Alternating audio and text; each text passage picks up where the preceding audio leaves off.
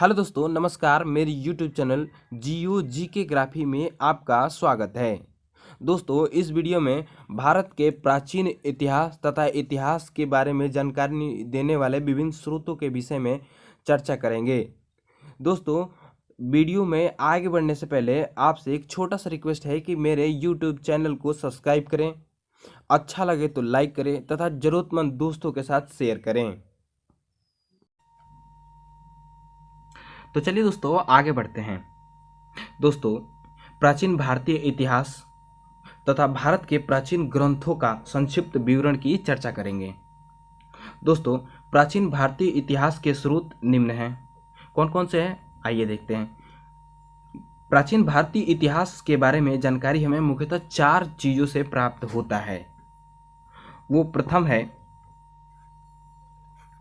धर्म ग्रंथ, दूसरा है ऐतिहासिक ग्रंथ, तीसरा है विदेशियों का विवरण, चौथा है पुरातत्व संबंधी साक्ष्य, ये है।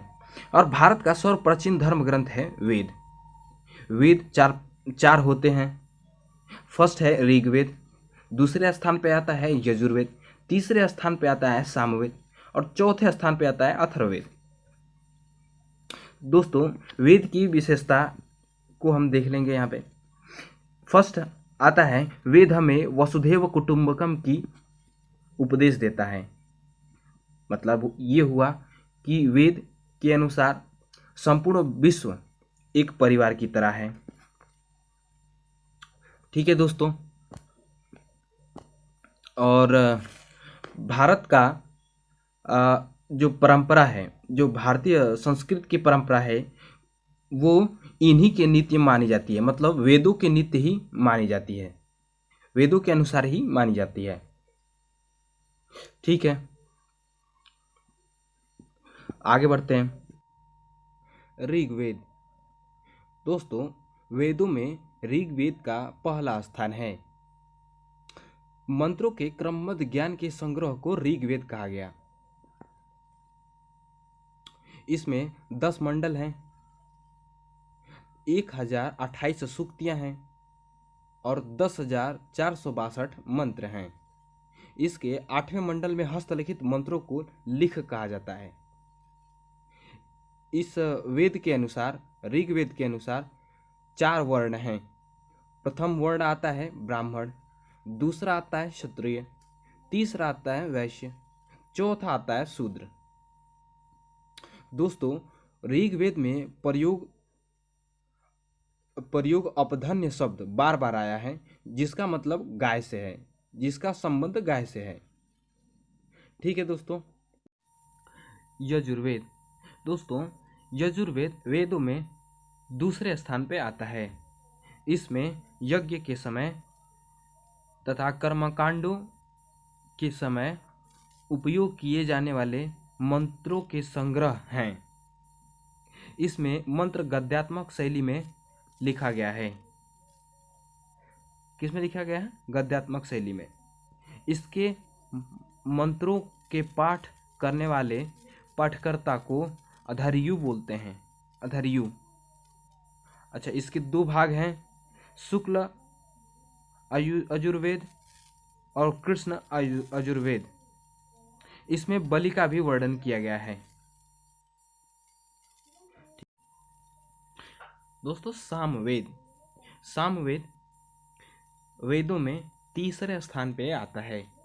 साम का शाब्दिक अर्थ है गाना। इस वेद में योगियों के समय, योगियों से मतलब है कि यज्ञों के समय, ठीक है, पर गाए जाने वाले विभिन्न मंत्रों का संग्रह है इसमें। इसकी पाठ करने वालों को उदरात्रि बोलते हैं। ठीक है। इसमें 1810 सूक्तियां हैं जो ऋग्वेद से ली गई हैं। इसे भारतीय संगीत का जनक भी कहा जाता है। ये इम्पोर्टेंट है दोस्तों। यजुर्वेद तथा सामवेद में कोई भी महत्वपूर्ण घटना नहीं मिलता, ऐतिहासिक घटनाओं का वर्णन नहीं है। ठीक है, तो आगे बढ़ते हैं।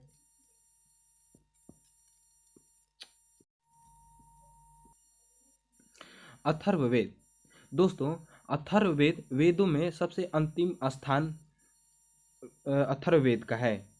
अथर्व ऋषि द्वारा रचित वेद में कुल 731 मंत्र हैं।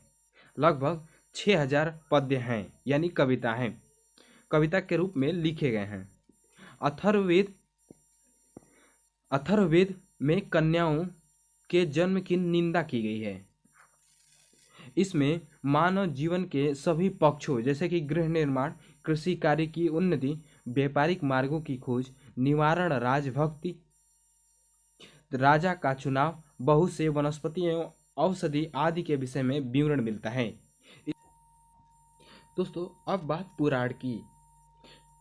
भारतीय ऐतिहासिक कथाओं का क्रमबद्ध विवरण पुराणों में सबसे अच्छा मिलता है। ये क्रमबद्ध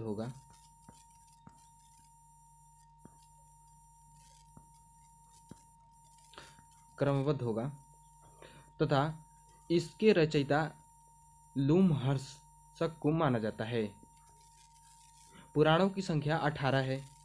मत्स्य पुराण सबसे प्राचीन प्रामाणिक पुराण है। सामाजिक एवं सांस्कृतिक दृष्टि से अग्नि पुराण काफी महत्व है। आगे चलते हैं। सांस्कृतिक साहित्य में ऐतिहासिक घटनाओं को क्रमबद्ध लिखने का सर्वप्रथम प्रयास कल्हड़ ने किया था। ठीक है। कल्हड़ के द्वारा रचित पुस्तक राजतरंगिणी है। इस ग्रंथ में 8 सर्ग हैं। ठीक है दोस्तों, अब ये आता है अष्टाध्यायी संस्कृत भाषा की पहली व्याकरण पुस्तक है, जिसमें मौर्य के पहले का इतिहास एवं मौर्य युग राजनीतिक व्यवस्था की जानकारी प्राप्त होती है। इसके रचयिता पाणिनि हैं। आगे बढ़ते हैं दोस्तों। हेरोडोटस, इनको इतिहास का पिता कहा जाता है। इन्होंने 5वीं शताब्दी ईसा पूर्व के भारत फारस ईरान के संबंध का वर्णन अपनी पुस्तक हिस्टोरिका में किया है।